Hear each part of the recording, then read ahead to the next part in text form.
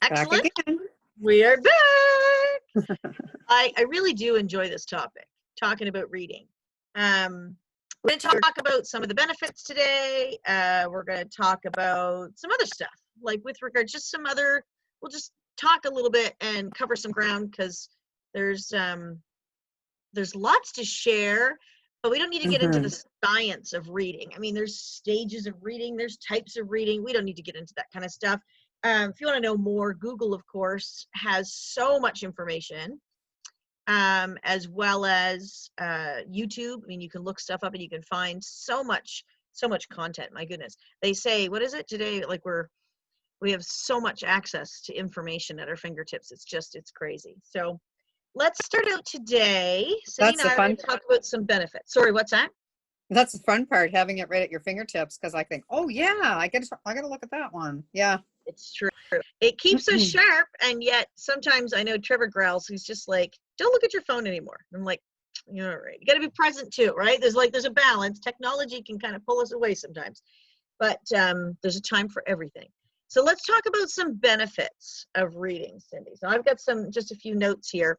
So are you talking about benefits for kids and adults all in one? Well, yes. Okay. And I mean, I think of typically when we talk about this as a topic, again, children are not part of this group, this Live Well group. So this really is adults, but again, many adults are helping their children learn to love to read. Some people are teachers in different capacities and helping kids to read. So yeah, I mean, it's everybody, but us for sure. So I've got a big list here. I know you had some things. I do too. Yeah. I'll read through some and then we can kind of discuss and add some more there. So strengthens our writing skills. Yes, definitely. Improves our memory and focus, which is really important, particularly as we age. Memory becomes more and more important. And we talked a little bit, Cindy, you and I before, about that part of rewiring the brain. So people with, and I mean, I'd looked some of this stuff up, that people with brain injuries and I mean, different types of brain injuries, because it could be from a stroke or anything. Our brain really is like neuroplastic, is what they say, right? That the fact that you can rewire. So reading can play a role in that, because reading gives your brain more time to stop, think, process, and imagine the narrative. So your brain can actually start to, wire things, map your brain a little bit differently after an injury, which is important. But memory with Alzheimer's and all that kind of stuff, like learning new skills, reading about stuff you've never read about, wires new areas, which is really important. Focus. We talked about that with kids, but also adults. Like some people are all over the map and some people just are for other reasons, other chemical imbalances or, things. Focus sometimes is a real challenge. ADD, ADHD, attention can be a real issue. Reading can kind of help. It doesn't mean that if someone struggles with that, it might take a bit more discipline. Do you know what I mean? To make that happen. And I don't mean discipline as in disciplining, but just it's a discipline to sit still and practice. I think that when you think about anything with our brain, it's kind of like going to the gym and working out. You're working your brain, you're building new habits. So enhancing imagination, which is really important, that creativity piece. Increases our vocabulary. My screen just popped up, I apologize. Which is really important, right? Increasing of our vocabulary for communication. Sometimes we have, less ways to explain maybe how we're feeling or anything, and where, reading can really expand that, which can help you communicate with other people better and understand yourself better, all of that. Expanding knowledge. That's a sort of a no-brainer.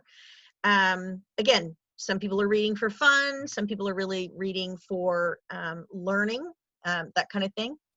But super important. Stimulates the brain, of course. Boosts mood. That's a good thing.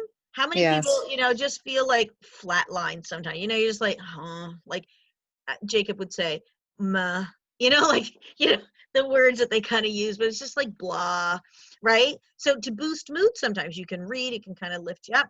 It deepens your empathy. I thought that was really interesting. Yes, I read that too, and I thought, yeah, that makes sense, though. doesn't It it? really does. Yes. Yeah. And empathy is such an important, I say, a soft skill, for relationships and understanding and compassion. And, it's a really important skill. Um, some people naturally are, I think thick in it, and some people not so much, but it's an area that we can all improve upon.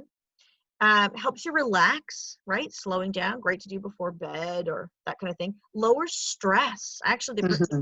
percentage I saw was it lowers stress by about 68%. That's pretty good, right?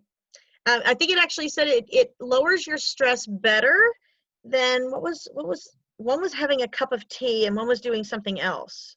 But like things that people typically would do when they're feeling stressed, they would choose those things. They might not think to sit down and pick up a book, Yet right? a book can take you away to Right? another place, to another time, to another, yeah, Absolutely. where you Absolutely. can lose yourself. Yeah. Which is kind of what you need to do when you're feeling stressed. You need to go somewhere else, right? I mean, you Yes. don't want to stay in that state. Reduces your heart rate, which is great. Eases tension, all part of that. Free entertainment, like we talked about, free. I mean, yes, you can go buy books, but you can also get books at the library. I think you can even get library books online. Like, particularly COVID has changed everything. Yes. So, I mean, so many more things are accessible today. It's crazy. Um, I will say one thing. You can listen to books, audiobooks and stuff like that, which is great. I called it my rolling university when Jacob was little, because I listened to a ton of my personal development stuff. And Jacob overheard, and then we'd have great conversations, which I think that helped him too. But there is still so much value in reading, particularly like just with your eyes, not necessarily just hearing the words, but there's so much to slowing down, focusing, taking in that information. Stronger analytical thinking skills, which is really Hmm. important for problem solving, which is good for life. I mean, how many problems do we have in a lifetime, Cindy? Where do I Many, begin? many, many. Right? So the stronger you can get in that area, that's a good thing. And we talked about the low tech piece, right? It's really a break for your eyes sometimes just to read at different distances, different sizes, that kind of stuff. Do you have creates a bond within the family? Is I that don't one of have your? that in there in benefits, but Yeah. again, yes, I have that on my Yeah. other side that I wrote I some stuff had touch with I had it kids. was like a distraction-free quality time that you can spend Yeah, bonding with your child or with your, totally. like if you're in a book club, it's a Yeah, bond with people in your book club. yeah, Yeah. which that's awesome. Yeah. And funny enough, thank you, Cindy, for mentioning about a book club, because this is something that Cindy and I have been talking about doing. And I'm really excited to dive in and do a book club here. So we'll be sharing some stuff about that as time goes on. But reading's really important to us, and there's so many new Mm. ideas and stuff, and it's a great way to share that stuff, share our love of reading with you guys, and you get to learn some stuff kind of as we go along, and hopefully you'll engage with that too. Maybe some people will join us in a book club. So if you're interested in that, let us know. Yeah, you're absolutely right with kids and stuff, for Mm. sure. Quality time is huge. Brain development, that downtime. Something else I thought was really interesting, it makes us feel better, which of course you look at all the things I listed before. Of course it kind of makes you feel better, but it makes you more positive. How's that? How many Yeah. people do I talk to that say they'd like to be more positive? But then I would have to say, what are you doing to become more positive? Because it's very easy to want something. Some people want stuff and they're going to want it for the rest of their life because they're not doing anything about it, Hmm.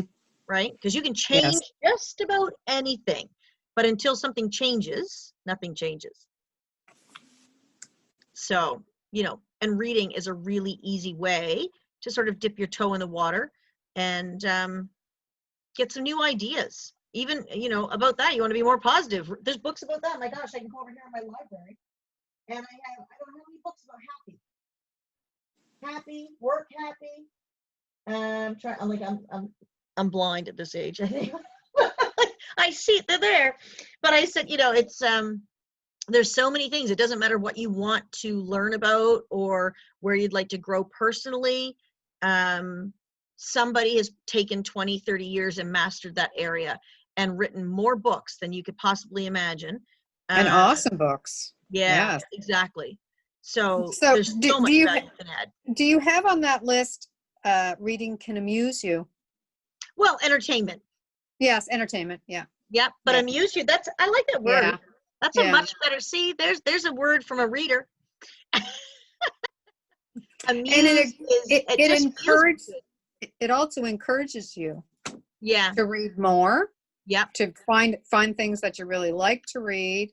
Thank all you. that. Yeah. It's so true. Because, okay, so typically about every day I do some reading. And I set my timer today. I'm like, I'm going to give myself 15 minutes.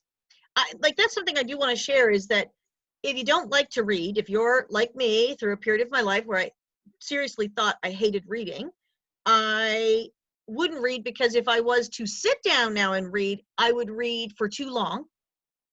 And then I would have got nothing done. And I create this narrative in my head that was a negative experience, for whatever reason.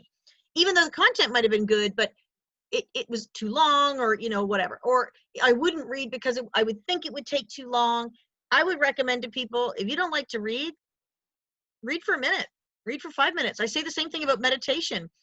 It's not about how long, it is really about creating a new habit. So if you can literally just sit still for a minute, consume a few words and be done.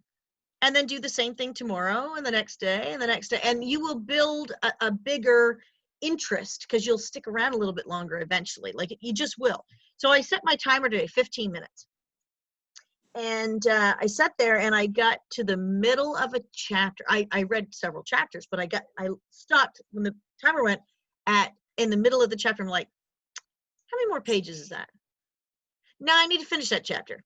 And then I finished that chapter. I'm like, I recognize I've only got one more chapter before this next, how there's like, the book sort of divided, the one that I'm reading right now. It's sort of divided into a bunch of chapters in a section. You know what I mean? I don't know I guess I want to say section. Anyway, I'm like, oh my gosh, there's only one more chapter before the next. No, I need to read that too. So anyway, I was there a whole lot longer than 15 minutes. But anyway, it was fantastic. So that you just said that, I thought that was kind of funny. And I totally went off track because we were talking about something else, and then just throwing it. I did want to throw that in there because I think that's really important for people to recognize. Building that little, a fun track record of having some little mini successes will take you towards creating a new story around something like reading, or anything for that matter, right? It's like creating any new habit. It doesn't have to be painful. But what were we talking about, Cindy? That's my little senior moment. One of the things that I was reading to you before, Jennifer, was, and this is pertaining to children, but reading to a child from the time they are born helps language development. We know that. Yep. But they hear 1.8 million words a year. And I'm thinking, holy man, that's a lot of words for sure to add to their vocabulary. Absolutely. Yeah. And they're watching us, right? Kids are watching us, right? I mean, they want to be the adult quite often, right? So if we're modeling that, then chances are they're going to go in that direction. And I always say, sometimes kids will enjoy something. They might lose their way for a little while, but they oftentimes find their way back if it was something that, really was put in, I don't know, made positive, made fun. We can make these things painful, but learning shouldn't be painful. Mm-hmm. Many times I think that, I know for myself, that was my experience with high school. I think I made it painful, but I also had other people helping me make it painful. Maybe, I don't know, whatever. But that's not how it should be. You know what I mean? Like, I think when you make something fun, then I don't know. It's so much easier that you're not fighting the tide to go and do it. You know what I mean? Well, I think that's why it's easier to read a book if you're interested in the subject, not just read a book because your teacher tells you to you have to read it to get through the course. Yeah. Well, and I could go on and on about the education system, how some of that Everybody has their own opinion. And my opinion is just to some degree, and again, there are different educators, because there are some that are so dynamic and just enthrall kids and can make it such an incredible experience. And then there's other people that don't. Again, there's probably parents like that, and there's every profession that's kind of like that, right? Some people can just be a little bit more dynamic and all that kind of thing. But that can make a huge difference. It Huge. really can make a huge difference. Something I had mentioned before, and this was something that I really wanted to, I think, hammer home, I guess, is that reading is a discipline. Remember I said that word, and I said not so much as a discipline of correcting or forcing, but a discipline of how we discipline ourselves. To sit still, to practice focusing, to learn a larger vocabulary and expand our our worldview, really, at some point, if you do it for purposes of learning. So a positive habit. Exactly. Yes. And success in life is based on our disciplines. So you think about going to the gym and working out physically, right, for your body. Success is found through the discipline of going to the gym or wherever. I mean, you can work out at home, you can do whatever you want, but I mean, it's moving your body more. It's, if it's going to be cardio exercise or weightlifting, or it doesn't matter what you do. It's the discipline of doing a little bit, where we gain, right? Huge gains. Eating well, self-care, all of these things are disciplines. And I think it's really important just to mention something that I found as I was looking around. The most successful people in the world spend their free time learning. Most people want what somebody else has. Doesn't matter what it is. I mean, if it's like, I want to climb the ladder and I want the job that person has, or if I want to change fields and I want to do that, or maybe you haven't gone away to school yet and you're like, I want to do that as my career path, or it doesn't matter. Everybody wants something, or most people want something. And the people that are most successful in the world spend their free time learning. Whereas how many people, let's say, want something different, but they come home, let's just say from work, if we're talking about adults in this situation, let's say you come home from work, what do most people do? Like get a bite to eat, and then what for the night? Watch TV. TV, right? And so you're actually watching other people live their life. That's their career, right? Entertaining you. But what if you took some of that time, not all of it? I remember hearing that early on in my business. Most people have their 24 hours of a day chewed up. Doesn't mean it's all effectively used. That really is to be determined. But it's not about not having time. It's choosing to make time. And that's the discipline.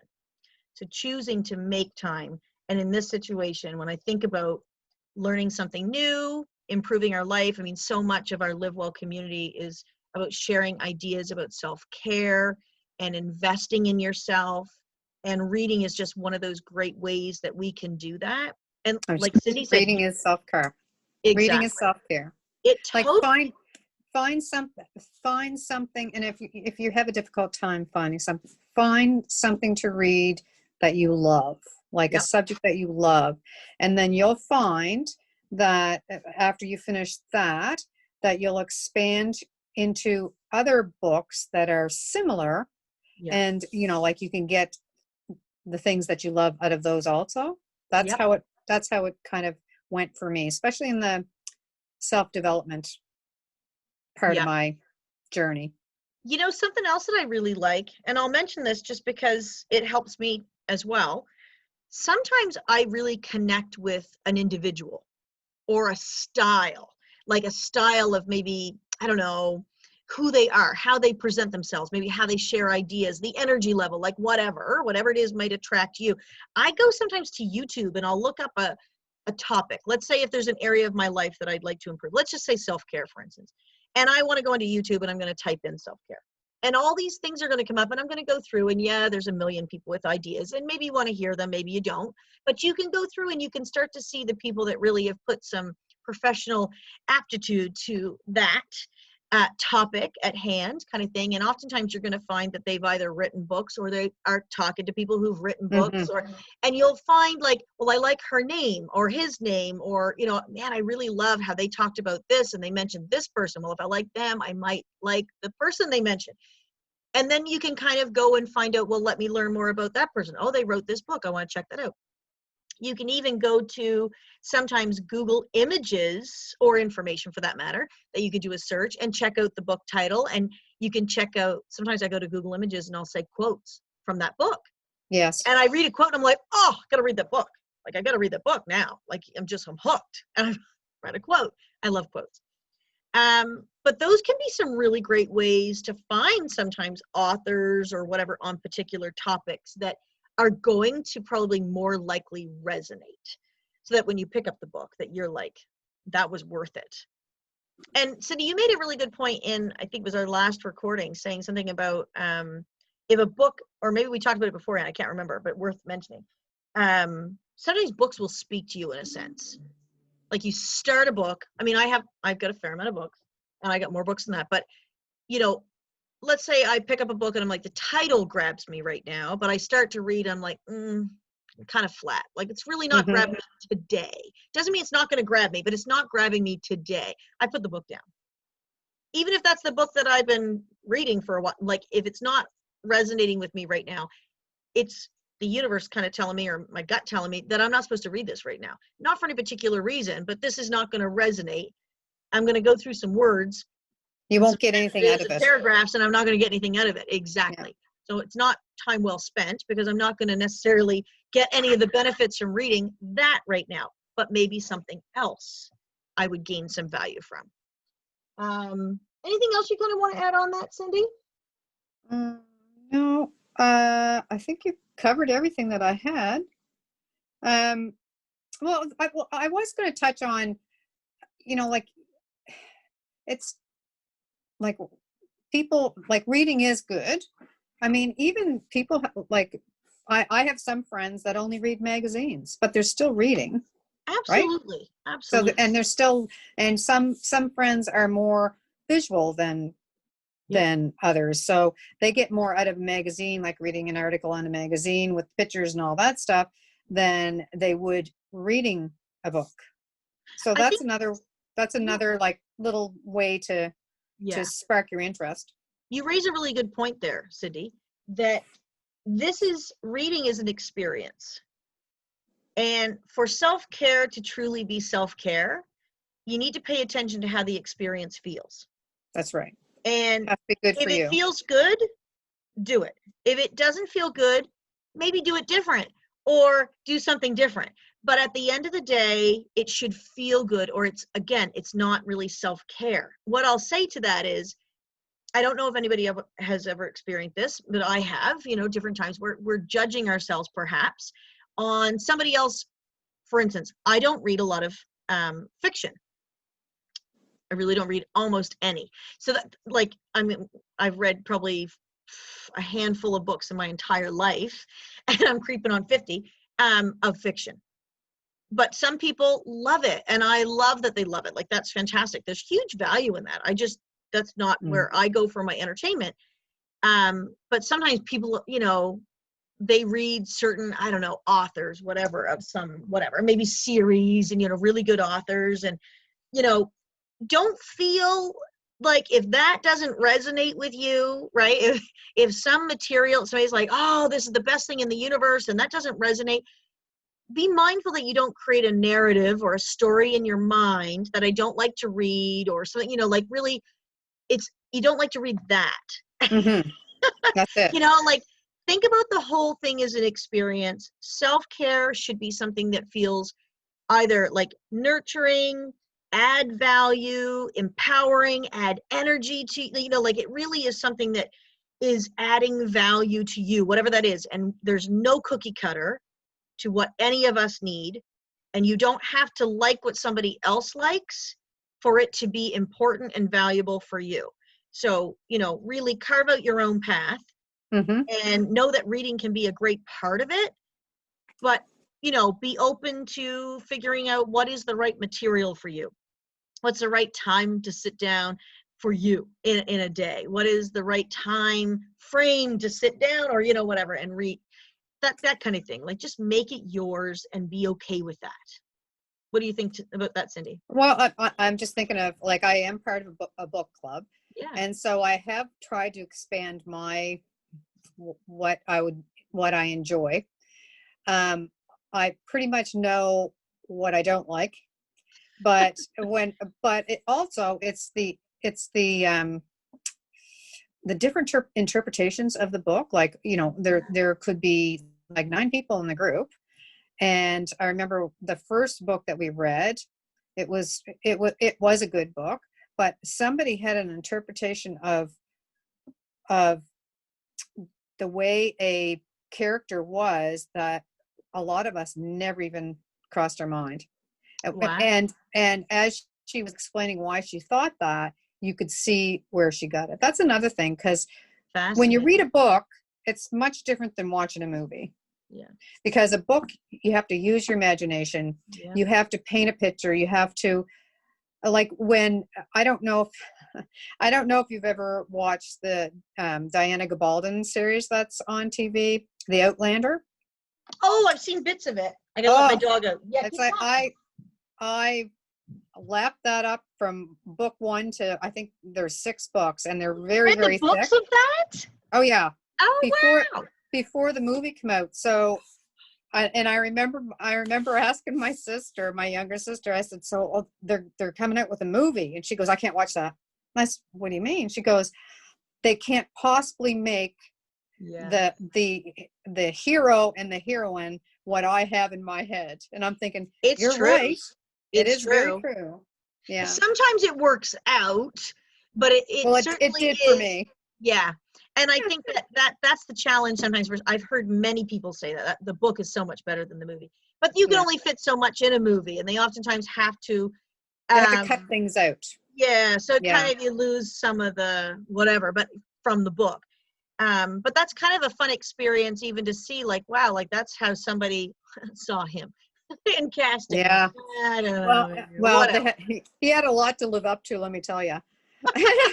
I didn't read that series. But when Danny and I were watching the movie, I had to fill in some spots because it would move from one to the other, and then Dan would go, I don't understand why they're doing that. So I knew from the book why they were doing that. Right. And so that's kind of cool. Yeah. But I was never a watch the movie before I read the book person. I like to read the book before I watch the movie. Yeah. So that's just, Well, and I think you're probably doing it the right way if somebody's going to read a book and then watch a movie, because either way can't really live up to it in a sense, or it's like, I guess maybe if you read the book afterwards, some things will make sense. Yeah.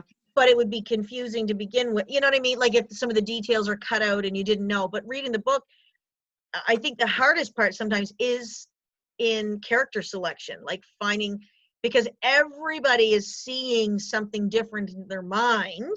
That's right. And how do you make everybody happy? And really, if you watch in my, this is how I think.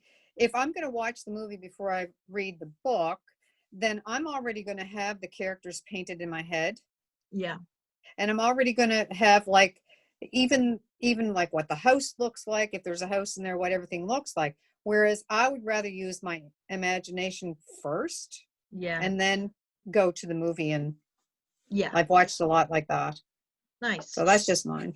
Yeah. Well, and it's funny. I mean, I enjoy some movies and TV shows and stuff that are based off of books. So I can only imagine the books would be fantastic. So it's funny. I just don't look for those titles to even find something I'd love, because I have no doubt I do enjoy reading. There's no reason why I couldn't totally get into it. It's just I've never really dove in there, but maybe that'll be the next thing that I do for some brain health, right? Stay away from Alzheimer's kind of thing by building some new neural pathways in my brain. Yeah, and how to escape for a little bit. Be in another world. Yeah. For sure. And I mean, I think we talked about, stress. I mean, stress is really, when you think, It's impacting everybody's life. By definition, we need some stress. There's a level of stress that just keeps you alive. Certain amount of carbon dioxide in your lungs makes you breathe. So, and that's a stressful environment, but you need it just to be alive. So stress is not by definition a bad thing. It is this uncontrolled, relentless, ongoing stress that people are having a hard time sort of coping with.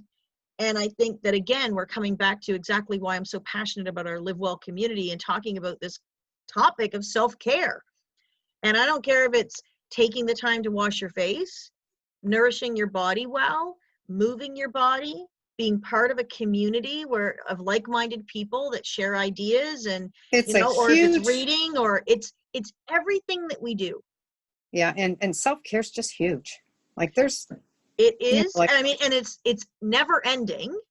And I know, Cindy, we were talking about this. I mean, I've shared, I think, a piece of my story. I'm not sure who all knows my story or whatnot, but after my mom passed away, going into a place of burnout, right? Like mental burnout, that I was just emotionally exhausted and physically exhausted. And I wasn't, at the time of taking care of mom, I wasn't taking care of myself the way that I needed to. What I normally would have done beforehand for a level of self-care would have just maintained my flat line of burnout. I had to do so much more to come out of that. So based on where everybody's at in their life, because to everybody's life there are seasons, right? And there's some winter out there, right? I mean, there's times when you think about the seasons of life, spring and rebirth and feeling, it's like, oh, it's like new life. Everything just feels exciting. And summer is, it's fun. It's a little bit coasting. It's comfortable, right? And then fall, you start, there's you can see it coming, right? I mean, but then winters, we all have many winters in our lifetime of, the storms, right? My dad passed away suddenly, massive heart attack when I was 22. My mom passed away from cancer over 7 months. And we have no cancer history in our family, but there we are, now we do. Different things like that. There's lots and lots of winters that happen, and there's going to be times where you only need a little bit of self-care maybe, and there's other times maybe you need a lot more. So, and this, again, what I love about reading, or even, I will say, the discipline of reading the written word is powerful. But even from there's times where we don't have the time, right? Particularly in today's busy world kind of thing. And sometimes people with young kids, or there's a season in our life where it's really challenging to fit.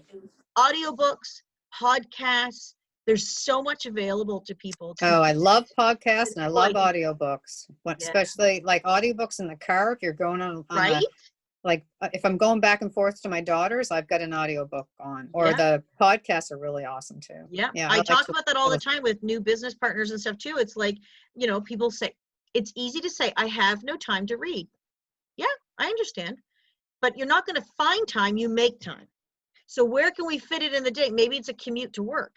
Maybe it's 20 minutes. Maybe it's an hour. I know people up in Ontario, I mean, it's an hour and a half commute to work. You think you could listen to an audiobook? Man, I could chew books up pretty fast because I can't read that fast. When the way that they're flying through a book is crazy. You know what I mean? Like, as they read really quickly, whereas I don't necessarily read that fast, but it's a powerful thing because I've listened to some really good books through audiobook, and I've listened to it so many times I could almost recite the words that they're going to say next. Right? Like, to me, that is just like, that's powerful. So there's lots of tools out there to add reading to your life, to add value, or for entertainment, like whatever. But anyway, I hope you guys have found some fun with this and share some stuff with us that tell us what you think of reading. We do want to hear from you guys. We like stories. We really do, as you can clearly tell. All right, so we'll sign off, and I hope you guys have enjoyed this week just talking about this topic. And there'll be some other little things roll out. There's some really great quotes. I'm going to share some quotes with you guys, just something to think about. Certainly there's no limit to the amount of other quotes out there, but these ones sort of stuck out to me, and I hope that they sort of touch you guys too, and we'll go from there. Anyway, hope you guys have a fabulous week. We can even share some books, Jen. Oh, that would be great. Yeah. Oh, hey, before we sign off, Cindy, what was your most impactful book? Oh, mine was The Secret. Okay. And it was actually my sister-in-law and I went through the self-development thing at the same time. Now, what do you mean And self-development thing? Do you mean the power uh, or? well, we all of a sudden we started listening to The Secret Yes, and okay. finding other tools to work and being really interested. So The Yes. Secret started me, and then and like I said, and that expanded my interest Yes. in other things similar, or what sometimes I didn't take what everybody else interpreted in The Secret, Yep. but it was my interpretation for me. Yep. So I took what I wanted from that book, and then there was a couple other ones that came out after that that I didn't like. I shouldn't say like. I didn't find as helpful, but my sister-in-law found helpful. So there's the interpretation. Are they the ones from The Secret or totally other books? No, The There was Secret. the power and the magic that came out. Yes. Yeah. And the magic wasn't I one don't know of what my order. favorite ones, but the magic was one of her absolute favorites. Yeah. But I mean, you just have to find what's good for you. But Absolutely. that's where it started, and then it just progressed from there. It was awesome. Fun. I like, yeah. That's awesome. Well, The Secret, and see, I watched the video, and then of course needed to share that with just about everybody. And it's just about the law of attraction. A lot of people don't realize what you think about, you bring about. We're playing a huge role in attracting the life that we're experiencing. Yes. And when you know that, you have an opportunity to make some changes if you want to, which is really cool. Because I use that myself, like just recognizing that and then putting that to play, and you're like, wow, like this really works. It's kind of fascinating. So it's kind and of then hard of course in your life. And in the book The Secret, there was all kinds of authors who contributed to that. Yes. So it gave you all that. It Yes. gave you all that outlet to grasp, like go in, like all the different authors. So that was, When was would really you have read The Secret? Because, and the reason I ask is because I watched the video initially, and the video today is different than the original video. I don't think the original video is available anymore. I watched the original video too, because I could, because we were just sucking everything up at that. I was like, oh my gosh, there's a video. Like, I know it.